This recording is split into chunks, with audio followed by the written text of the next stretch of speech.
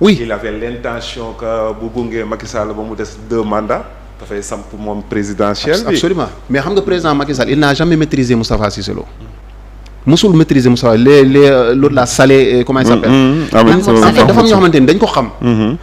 mais c'est parce que tamit Cheikh ils n'ont pas cheminé en tant que parti organisé. xam nga tey président Abdoulaye Wade leadership bi mu incarné ci PDS parce que daf ko yàgg a jiite. dafa yàgg a nekk seen kanam di doxal mais président Macky Sall amul temps boobu. te ba pare non il n'a pas le temps mais en fait. le charisme leadership bi dafa ko manqué woon. c'était benn bande de copains au départ. Il y a Alassane Ouattara qui dit qu'il est ému par le leadership du président Macky Sall. Bon, moi je remets en cause, peut-être on va revoir les définitions. Leadership Macky Sall man gawuma ko parce que en fait bi mu wëree ñooñu noonu bi mu toogee mais président Macky Sall on l'a même poussé au niveau de l'Assemblée nationale yenn prise de position yi mu ñeme woon jël noonu en tant que président de l'Assemblée nationale bi nga yaakaar ni ñan ñoo nekkoon ci ginnaawam. C'était les Mbaye Ndiaye. les Moustapha Cissé Lo ñoo ko doon fital. et même la convocation de Karim Wade qui lui a valu li ko dal après yëpp si biir PDS nee nañu l'idée ne venait pas de lui te man loolu c'est un ku nekkoon ci biir yëf yi moom moo ma ko wax mu ne ma l'idée ne venait pas de lui Macky Sall en réalité dans cette histoire il est victime. donc voilà mais l'idée ne venait pas de lui. mais moom moo ko xalaatoon en tant que président du Parlement. xam nga après booy tànn ils ont dit que c'est le bon profil pour ñoom entre ñoom bi ñu xoolee ils ont vu que c'était le meilleur profil. mooy il a cheminé en tant que maire. il a été ministre.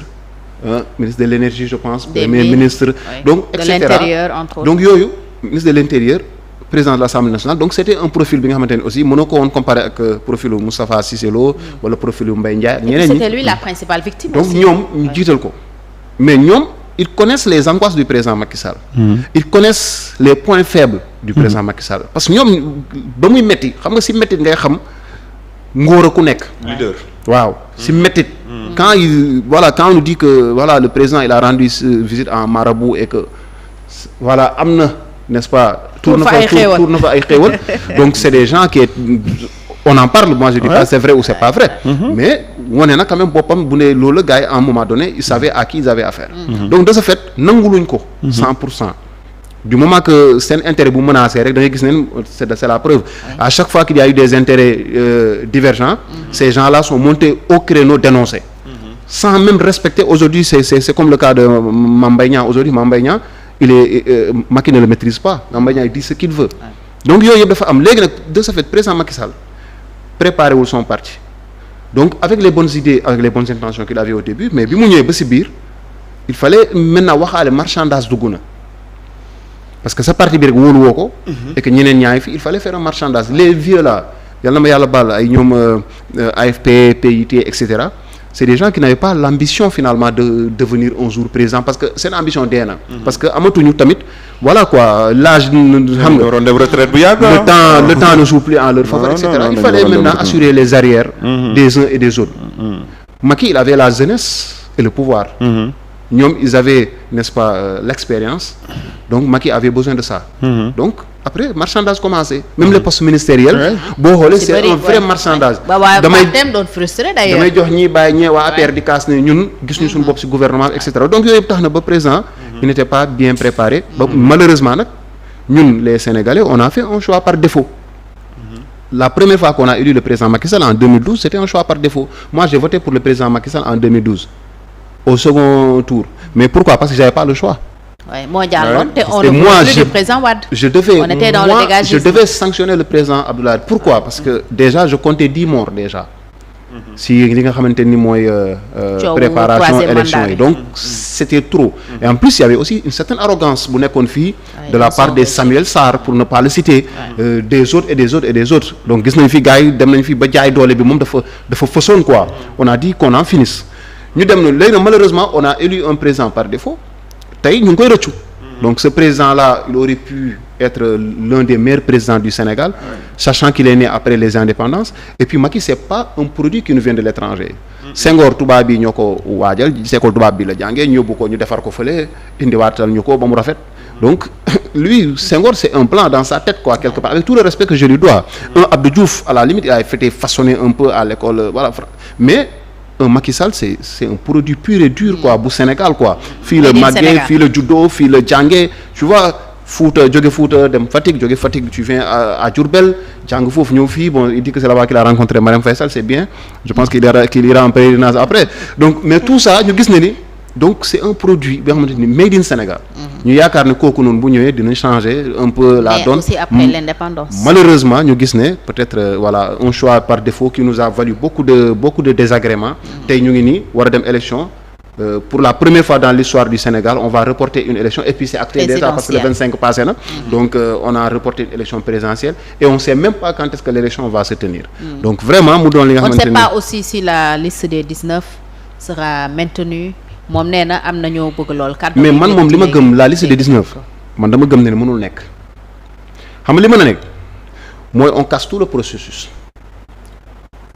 on reprend à zéro parce que conseil constitutionnel tey dafa joxe li nga xamante ne mooy listam la liste du conseil constitutionnel est encore valable et elle est la seule valable en tout cas légalement su ma ne point de vue loi moom la ñu validé moom la ñu segg ba ne ñii la donc c'est légalement valable conseil constitutionnel ces décisions ne sont susceptibles d'aucun recours donc léegi conseil constitutionnel dina jël décision ba pare tëj ne man ñii ñooy candidat officiel ba pare affiché quand Rose Wardini a décidé de se retirer ñu actualiser liste bi génne Rose les conséquences boobu mooy toog ne léegi man liste bii ma joxe woon dama koy téye mais léegi dama koy ubbi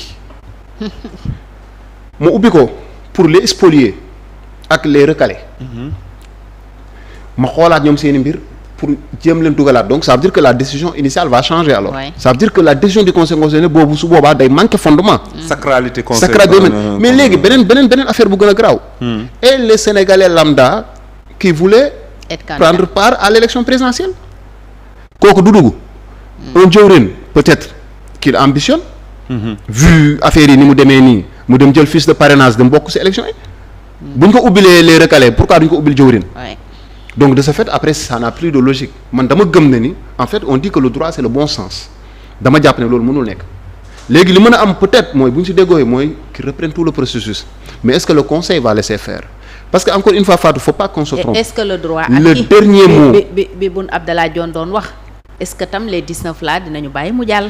en tout cas parce que tout ce qu'ils ont fait comme dépense pour am parrainage dem dugg ci àll bi dugg ci dëkk bi Cheikh ñëw déposer ak tout ce qu'il y a eu comme démarche autour de cette procédure là ñu ñëw bu ko tas noonu rek juste pour permettre à d'autres de rentrer. waaw mais xam nga Macky ma leen wutal président Macky Sall prox ndol la leen wutal nee na mën nañ dégg que les 19 continuent di bokk moom nee na loolu en fait dans son discours c'est ça. am nañu que ko loolu wax nee na mën nañ ko dégg maanaam c'est raisonnable 19 yi ne dañuy bokk ok les 19 là ñu acté ñu bokk léegi les autres là ñi nga xamante ne dañu ne c'est des spoliés c'est des recalés on les a volés je sais pas. donc on reprend partiellement la procédure. Oui mais léegi qu'est-ce que tu fais des autres Sénégalais yi nga xamante ne ñu bëggoon a bokk qu'est-ce que tu fais des autres Sénégalais qui ont eu 18 ans entre-temps.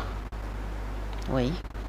alors donc du ñu ubbiwaat le fichier pour intégrer leen parce que en fait c'est les conséquences sont lourdes après cette décision là si on la prend c'est une succession de conséquences on est parti pour un flou total quoi bi nga xamante ni après on maîtrise plus rien ñaar moo mën a nekk soit on conserve la liste ou bien on arrête la liste on dit que cette liste là le processus est fini et ce qu'on ne souhaite pas nous en tout cas man je le souhaite pas et les positions que j'ai vues la position de l'église quand même qui a été une position très courageuse mais man position boobu Fatou au passage je voudrais juste vous donner mon avis par rapport à ça man ñaari sentiment laa ci am dama ci am benn sentiment de mbégte ak de regret mbégte parce que je suis content qu'il y ait des religieux dans ce pays qui prennent les responsabilités quoi loolu ça me fait plaisir mais dama ci am regret parce que fi ñu bokk en tant que jullit et on est majoritaire dans ce pays là on n'a pas le privilège d'avoir ne serait-ce qu'un seul parmi nos guides religieux bu taxaw ne mais monsieur président Macky Sall faut pas que tu arrêtes les choses allons-y processus bi respecté ko jusqu'au bout. parce qu'il s'agit du peuple et de ses intérêts. représentant Ibadou Rahman rek moo ko wax. te démb ba mu koy wax dañ ko publier sax quoi. dañ ko chahuté quoi. c'est pas sérieux. donc c'est pas sérieux. même le représentant de l'église quand il a parlé. même am na benn moment boo xamante ne. am na ay tàcc yu perturbé ko quoi. tàcc yooyu est-ce que ci suufu pooj la ñuy dugal sax. donc xam nga donc de ce fait Fatou vraiment loolu day doon comme je dis j'ai un sentiment mitigé. je suis fier mais en même temps dama am ay regrets à côté parce que su ma sañoon aussi quand on dit ce représentant religieux sama représentant tu vois j'aurais aimé ñu ne l'église et les confréries ont la même position. loolu daf ñuy réconforter quoi. askan en fait day dalal xelu askan wi dinañ xam ne ñun ñi nga xam ne ñoom lañ gëm parce que tamit après tout Cheikh ñun suñu gëm la ñu am. tey peut-être am na koo xam ne moom su jaaxlee sëriñam rek la gis. sëriñam la yaakaar àddina ak àllaaxira comme ñi déggee ñeneen ñi ko wax. donc kooku nag su fekkente ne yow sa réew toll na fenn l'économie on n'en parle pas mais dafa am ay conséquences jëwriñ mi ngi koy junj sànq. les investisseurs fi mu ne Sénégal mun nañ jàpp ne 2024 moom c'est une année vraiment blanche. parce que investisseur du fi ñëw sànq gis naa ne ambassade États-Unis wax na ne bu ñu fi yónni benn officiel au Sénégal si at mii. absolument ça veut dire que kenn. si 2024 bi du jóge États-Unis loolu injonction la bu ambassade États-Unis joxe c'est sûr bu fi kenn yónnee benn officiel au Sénégal donc loolu ça veut tout dire tourisme dafa am solo ci réew mi am na yoo xam ne yu bëree bëri su jógewul bitim réew dugg ci réew mi du dox parce que fii quand même suñu capacité investissement lu néew la ñun budget fonctionnement lañ am lu ñu am ci budget moo tax ministère mun nga dégg ñu nattal ko ay milliards yu bëri mais mënta réaliser dara parce que lépp ci fonctionnement lay yem entre salaire facture ak yooyu ak yooyu donc ñun conséquences économiques duñ ci bàyyi xel maintenant loolu dafay répercuté wu ci dundu askan bi su fekkee yow ki nga ne moom nga yaakaar moom nga jox sa bopp ci moom nga tarbiya moom nga def tout ce que tu veux mënul taxaw yow su fekkee sa dund dafa menacé sa sécurité dafa menacé parce que il s'agit aussi de sécurité réew mi su pëcc xowee on parle de force occulte depuis 2021 ñan ñooy force occulte yi mënuñu enquête wax ñu ko mais force occulte yooyu ci ay pëcc xaw lañu opéré mosoo dégg fii tabaski jot na nit ñi sanc nañ di jëm jumaa force occulte yi def dara non c'est parce qu'il y a eu des manifestations violentes ñu tirer ay bal rey ay nit ñoom ñu ne ñu force occulte la c'est vrai c'est pas vrai ñoom ñoo ñu waroon enquête ay enquête defuñu ko donc loolu yëpp nag su fekkente ne yow kilifa diine bi nga gëm Cheikh mënul taxaw jël ci ay responsabilités c'est qu'il y a problème. Fatou xam nga kilifa diine yi tey man dama jàpp au Sénégal il faut les aider dañ leen war a jàppale. lépp li ñu leen aider. non dañ leen war non pas financièrement dañ leen war a jàppale parce que xam nga Fatou peut-être que ñoom ils sont toujours dans le passé di dund yi nga xamante ni peut-être que seeni waajur ñoo moom lañ fi bàyyi mais ñun tey dañu yegg Fatou en fait la jeunesse aujourd'hui mënatul may kilifa diine ngay ne maa ngi wax ci suuf. mais Cheikh parce qu'on a connu Mame Abdou Aziz Dabakh waaw mais dama ne ñun mënatul xam nga moom c'était une exception. Mame Abdou Aziz rajo yi la daan takk. waaw mais dañu xaar mais tey muy wax li muy wax ñëpp tey dégg nañu kilifa diine bu toog ne ñoom duñu mës a contre gouvernement. ah oui c'est ça un peu le problème. ça veut dire que le gouvernement est tort ou raison moom du ko wax. alors que ñoom ci am na ñoom ne dañ lay ne ñu ngi wax ci suuf. lan la ñuy wax dama ne il faut arrêter de wax ci suuf. ñun on est une jeunesse bi nga xamante tey ñun on est digitalisé ñun digital la ñuy dund dañu bëgg nous c'est la communication les informations vont et viennent on échange ñun amatuñu jot diine sëriñ bi est-ce que wax na wala waxul sëñ bi su ko neexee léegi su waxee day wu toog ca saalam woo gars yi ne leen ñëw leen filmer leen ma dama bëgg génn en direct télé Sénégal laa bëgg a feeñ naa feeñ fépp te le message il sera accessible à tout le monde en même temps parce que tamit kilifa yi ñoom foog ñu setal seen der bu dee ñu ngi wax ci suuf et que gars yi dañoo dëgër bopp bañ a dégg mais kilifa yi il est grand temps tamit ñoom ñu jël seen responsabilité setal seen bopp man damay am njort peut-être ñu ngi wax suuf mais nañ ko fësal biral ko comme ni ko église bi defee l'église a pris ses responsabilités devant les caméras du monde. Cheikh ni ko Mame Abdou Aziz Dabakh doon defee du temps Mame Abdou Aziz les nouvelles technologies de l'information de la communication demeewul woon ni et pourtant dafa doon wax ñëpp di ci jot à l'instant T ñi ko war a dégg ko mu def effet yi muy def ñiy reculer ñaata situation la fi Mame Abdou Aziz réglé ci wax ci déclaration boo xam ne lu ne këtt ne jonn lay doon Cheikh ku bugg a wax ñu dégg la soo waxee est-ce que duñu dem ci phase est-ce que duñu dem ci phase institutionnaliser le pouvoir temporel xam nga moo fi nekk ak le pouvoir spirituel le pouvoir spirituel mooy les religieux ñu créer benn état boobu bu ñu jëlee l'exemple de l'Iran c'est la religion ñoom seen constitution c'est le Coran. c'est la charia. Non c'est le Coran. c'est le Coran ok. Le Coran ki fa njëkkoon nekk le Shah il était un peu pro-américain pro-anglais tu vois dund système bi mais les religieux dañ ko critiquer. dañ ko critiquer ko mu jàpp di rey di tëj di jàpp di rey di tëj ba ñuy yegsi ba ci phase imam Khomeini ñu def la révolution iranienne. bien sûr. dàq Shah bi Khomeini boobu ñëwee defar institution boo xamante ni le politique et le religieux. ñoo koy sekk. comme tey jii mënoon nañ ne tey jii le politique mooy occuper le parlement.